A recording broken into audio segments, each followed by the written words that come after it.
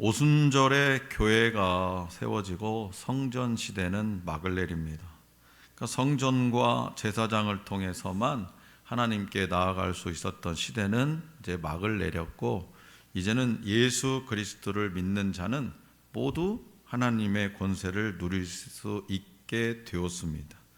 그러니까 사도행전 3장과 4장의 사건은 이에 대한 증거입니다. 사도들이 예수님의 이름으로 행하자 성령님의 놀라운 능력이 나타났고 많은 영혼이 회개하고 돌아왔습니다. 하나님 나라 성도인 저와 여러분들도 예수님의 이름으로 기도하면 하나님으로부터 응답을 받습니다. 자, 이름은 어떤 대상의 정체성과 존재의 가치나 의의를 담고 있습니다. 그렇기 때문에 우리에게 예수님이라는 이름, 믿는 자들에게 예수님이라는 이름은 단순한 호칭 이상의 의미를 가지고 있지요. 그분의 인격과 본질적인 특성, 나아가 그분의 능력을 나타내는 겁니다. 오늘 우리에게 주신 본문 말씀은 그 이름의 능력을 비로소 깨달은 사도들의 이야기를 소개해 주고 있습니다. 본문 말씀에는 못 걷는 사람을 일으킨 치유 기적을 소개하고 있어요. 앞장과 2장과 본문의 관계는 다소 느슨합니다. 사도들을 통해서 나타난 기사와 표적의 한 사례라고 이해할 수도 있고, 신자들이 날마다 성전에 모여 기도했다라는 묘사와도 연결될 수 있습니다. 베드로와 요한은 제9시 기도 시간에 성전에 올라갔습니다.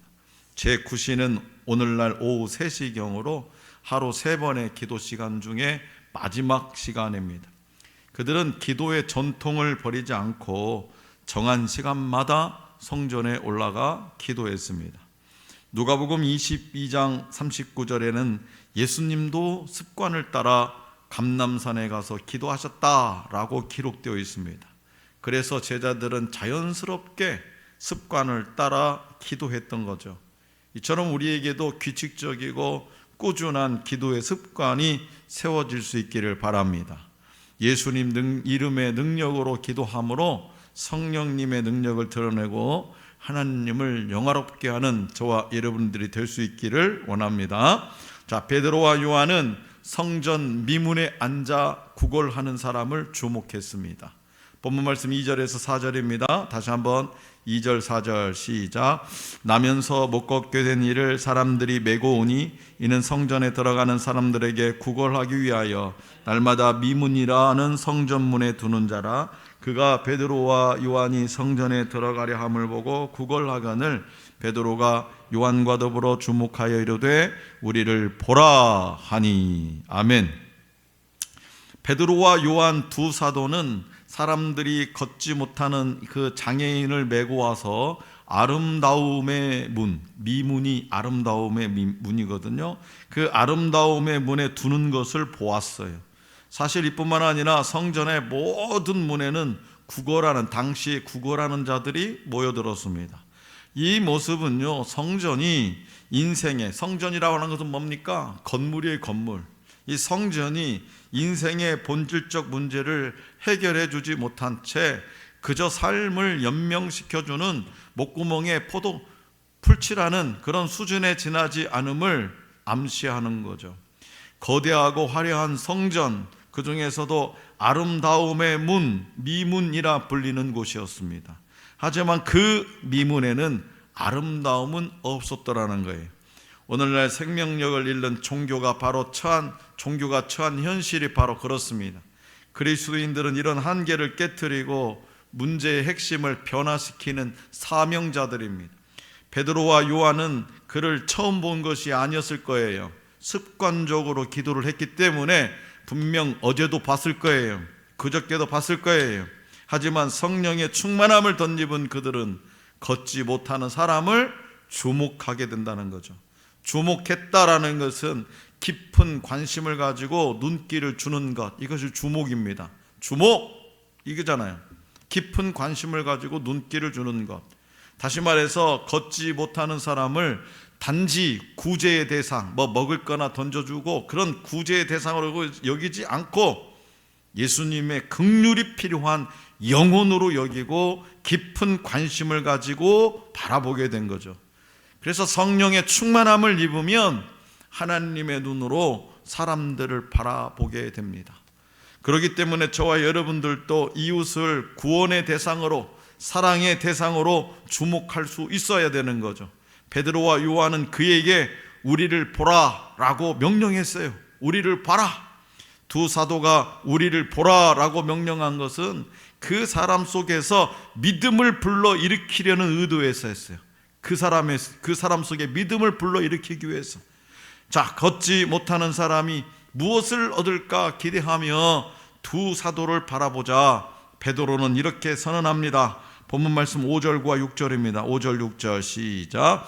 그가 그들에게서 무엇을 얻을까 하여 바라보거늘 베드로가 이르되 은과 금은 내게 없거니와 내게 있는 이것을 내게 주노니 나사렛 예수 그리스도의 이름으로 일어나 걸으라 하고, 나사렛 예수 그리스도의 이름으로 일어나 걸으라. 나사렛 예수 그리스도의 이름으로 일어나 걸으라. 베드로가 나사렛 예수 그리스도의 이름이라고 한 이유는 이제까지 천대받던 나사렛이라는 이름이 이제는 영광스럽고 자랑스러운 능력의 이름이 되었음을 밝힌 겁니다. 이름은요, 인물, person, 인물, 곧 사람을, 그 사람을 나타내기도 하고, 능력, 파워의 그 능력의 근원을 가리키기도 해요. 여기서는 두 가지 의미를 다 포함합니다. 곧 예수라는 인물에 의지하여 혹은 예수 그리스도의 능력으로라는 의미로 볼 수 있죠. 예수 그리스도의 이름으로라는 표현은 3장과 4장에서 계속 반복되어 나옵니다. 나사렛 예수 그리스도는 나사렛 예수와 예수 그리스도가 합쳐진 호칭이죠. 나사렛 예수, 예수 그리스도가 합쳐져서 나사렛 예수 그리스도. 고유명사인 예수와 출신지 나사렛, 그리고 신적 지위를 나타내는 그리스도가 결합된 겁니다. 사도행전에서 나사렛 예수는요, 유대인이나 팔레스타인에 거주하는 사람들 앞에서 사용되던 호칭입니다. 실존하셨고 살아 계셨고 유대인으로 사셨던 예수님의 역사적 존재를 확언하는 이름이 바로 뭐냐? 나사렛 예수라는 거예요. 예수가 나사렛 땅에서 태어났다 이 말이에요. 우리하고 똑같은 몸으로, 그리고 그리스도의 사명을 감당했더라. 그것이 역사적 사건이다. 이것이 나사렛 예수라는 그 이름에 포함되더라 이거예요. 그러나 예수 그리스도는 단지 이름이 아니라 예수는 그리스도시다라는 선포이고 증언입니다. 사도들은 예수님에 대한 사실과 증언이 압축된 이 하나의 호칭으로 그리스도를 소개해요. 나사렛 예수 그리스도. 베드로는 은과 금 대신 내게 있는 이것을 주겠다라고 말합니다.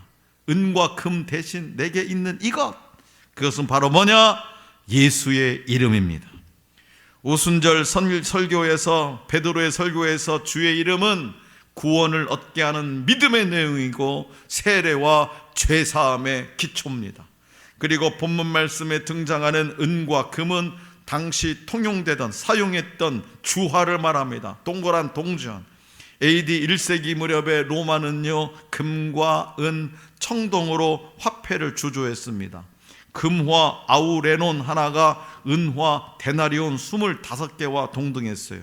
데나리온 25개. 한 데나리온은 여러분 잘 알다시피 노동자의 일당에 해당하는 액수였어요. 노동자 일당. 그러니까 25일을 일해야 뭐예요? 금화 하나를 얻는 거예요. 금화 하나.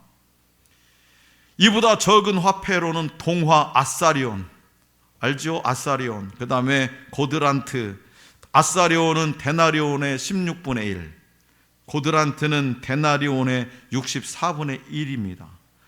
은과 금이 내게 없다라는 말은 사도들의 형편이 어떠한지 간접적으로 보여주죠. 은과 금이 내게 없다. 초대교회는요, 물건을 성령 충만함을 덧입어서 성령 충만하게 되자 어떻게 했어요? 물건을 서로 통용하고, 서로 통용했다는 건 뭐예요? 네 것 내 것이 없다는 거예요. 너 필요한 거 내게 있으면 주고, 내게 필요한 거 네가 가지고 있으면 나한테 주고, 재산과 소유를 팔아서 각 사람의 필요에 따라 나눠줬습니다. 그러니까 뭐요? 자기가 가진 건 아무것도 없는 거죠. 두 사도의 말은 또 초대교회가 재산을 축적하는 공동체가 재산들을 끌어모아가지고 교회의 재산을 부풀리는 그런 공동체가 아니었음을 암시하고요, 성도들이 자원해서 바친 재산과 소유를 사도들이 마음대로 조정하지도 않았음을 알려주고 있습니다. 따라서 은과 금이 내게 없다라는 말은 예수님의 이름과 대비되는 수사적 표현이에요.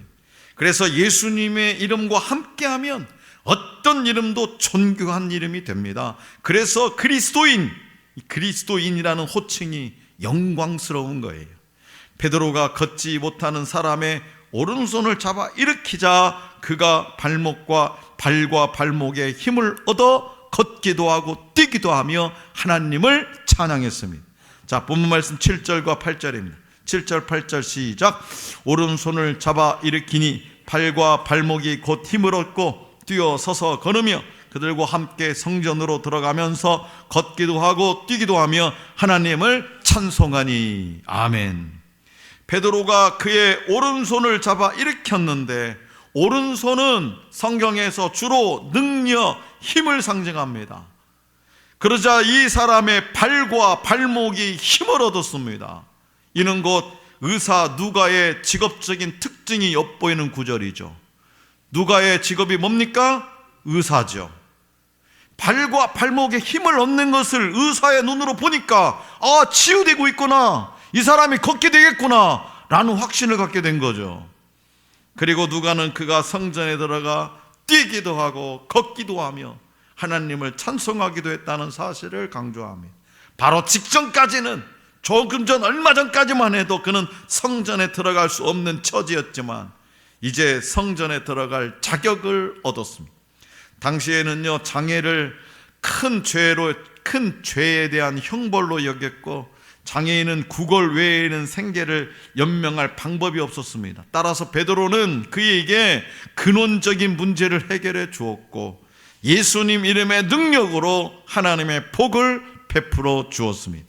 다시 말해서 베드로가 예수님의 이름으로 기적을 베풀어서 걷지 못한 자를 걷게 한 것은 예수님의 이름에 단순히 육신의 치유와 구원을 넘어서 영혼의 질병인 죄 문제까지 해결하는 영적 능력이 있음을 증명한 거예요. 그렇기 때문에 오늘날 성도는 세상에서 소망 없는 이들을 찾아가서 그들에게 예수님의 이름을 전해서 진정 복된 사람이 되도록 인도해야 됩니다. 오직 그리스도의 이름으로 영혼을 구원하는 역사가 일어나도록 힘써야 됩니다. 걷지 못하던 사람이 걷고 뛰고 하나님을 찬양하는 것을 보고 사람들은 심히 놀랐대요. 본문 말씀 9절과 10절이에요. 9절 10절 다 같이 시작. 모든 백성이 그 걷는 것과 하나님을 찬송함을 보고 그가 본래 성전 미문에 앉아 구걸하던 사람인 줄 알고 그에게 일어난 일로 인하여 심히 놀랍게 여기며 놀라니라. 아멘.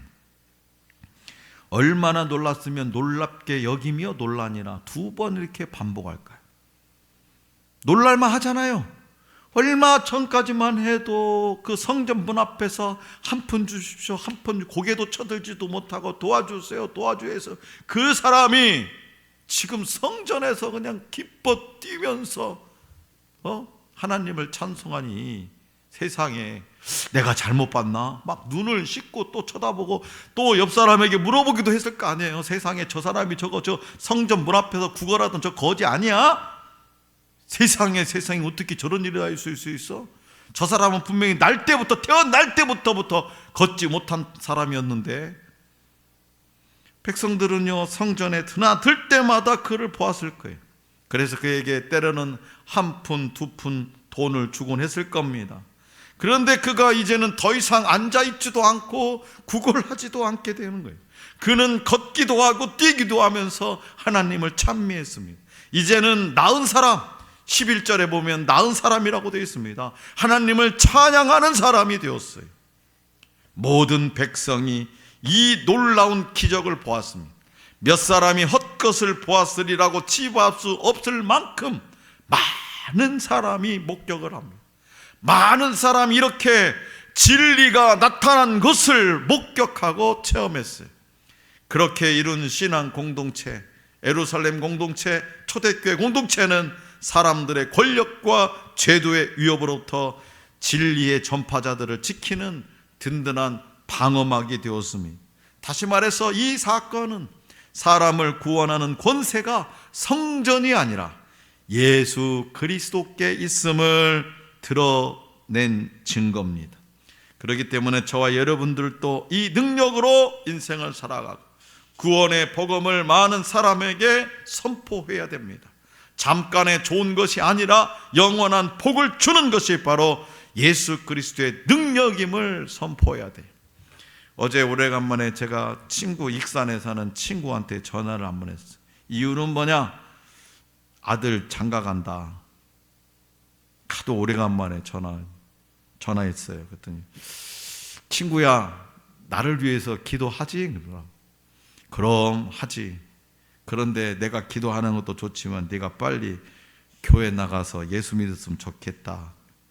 글쎄, 나는 내 살아생전에 그렇게 되지 않을 것 같아. 그렇게 얘기합니다. 자기는 교회를 안 나갈 것 같아. 그러면서 뭐라고? 목사 친구인 나에게 자기를 위해서 기도해달래. 자, 기도한다고 했어요. 기도한다고. 이 세상 많은 사람들은 이 세상에 잠깐의 좋은 것을 따라가도 추구하죠. 영원한 것을 추구하지 않아요. 그래서 우리는 듣든 안 듣든 영원한 복을 주는 것이 바로 예수 그리스도의 능력임을 선포해야 되는. 예수 믿어야 죄사함 받고 네가 영생의 축복을 받을 수 있다. 내가 기도하는 것보다 네가 예수 믿는 것이 더 중요해 라고 나는 말했습니다. 저는 해야 할 일 다 했어요. 이제는 성령 하나님께서 하시겠죠. 오늘날 사람들은 신자와 교회에 대해서 부정적인 시선을 보내고 있습니다. 그러나 모든 성도가 그리스도인의 정체성을 회복할 때 이 부정적인 시선이 바뀌게 될 겁니다. 성도는 은과 금의 아름다움을 따르는 사람들이 아닙니다. 십자가에 달리신 나사렛 예수 그리스도의 아름다움을 고백하고 그분의 권세를 인정하고 따르는 사람들이 바로 예수 믿는 사람들이, 기독교인들이. 교회가 은금의 힘을 가지고 세상에 나아가려 하면 아무것도 행할 수 없습니다. 나의 자랑과 권세는 오직 십자가에 달리신 예수 그리스도라고 담대히 선포하는 저와 여러분들이 될 수 있기를 원합니다. 자동차 왕 헨리 포드와 찰스 스타인메츠에 관한 이야기. 스타인메츠는 당시에 전기 분야에서 뛰어난 사람으로 유명했어요. 그러니까 헨리 포드는 자동차 왕, 그다음에 스타인메츠는 전기 분야에 뛰어난 사람이었어요. 스타인메츠는 미시간주 디어본에 있는 헨리 포드의 첫 번째 공장에 큰 발전기를 설치했어요. 하루는 이 발전기가 고장이 나서 공장의 가동이 중지되었습니다. 그래서 그 지역에 있는 일반 전기공과 수리공들을 다 불렀지만 그들은 발전기가 다시 돌아가게끔 고치지 못했습니다. 그래서 포드는 다급하게 스타인메츠를 불러옵니다. 전기 분야에 뛰어난 천재 스타인메츠가 공장에 딱 도착했어요. 몇 시간 동안 대충 일하는 것처럼 보이더니 마침내 그가 스위치를 탁 돌리자 그 큰 포드 공장이 다시 가동되기 시작했어요. 며칠 후 헨리 포드는 스타인메츠로부터 $10,000의 청구서를 받게 되었습니다. $10,000가 얼마입니까? 우리 오늘날로 따지면 1,000,000원이에요. 1,000,000원. 그러니까 헨리 포드 시대는 얼마겠어요? 그 몇 배보다 더 가치가 더 높았겠죠. 헨리 포드가 비록 부자이긴 했으나 그 청구서에다가 이렇게 쓴 노트를 붙여서 다시 스타인메츠에게 돌려보냈어요. 찰리, 이 청구서의 금액은 당신이 그 모터를 두들겨서 몇 시간 일한 것에 비해서 너무 비싸지 않는가? 아니 대충 뭐 이래놓고 말이야, 이 세상에 나한테 $10,000나 달라고? 나 못 줘.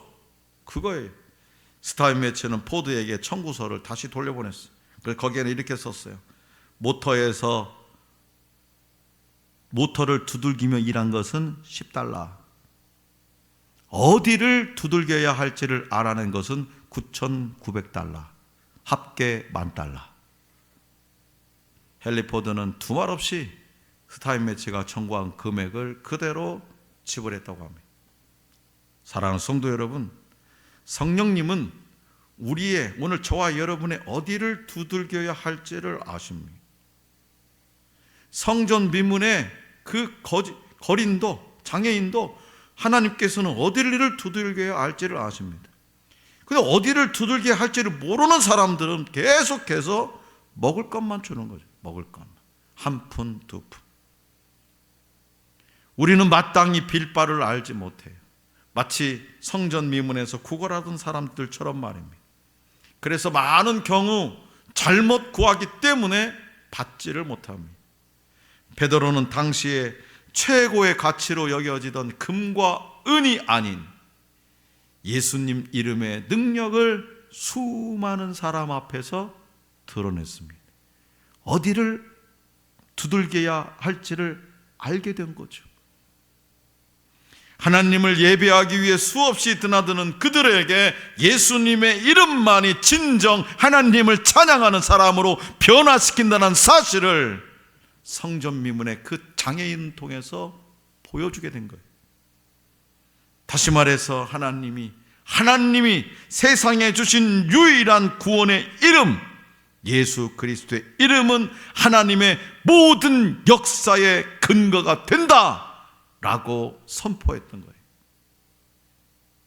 그러므로 내 이름으로 구하면 응답하시겠다는 주님의 약속대로 그 이름을 의지해 간구하며 복음을 전파해서 하나님의 영광을 밝히 드러낼 수 있기를 원합니다.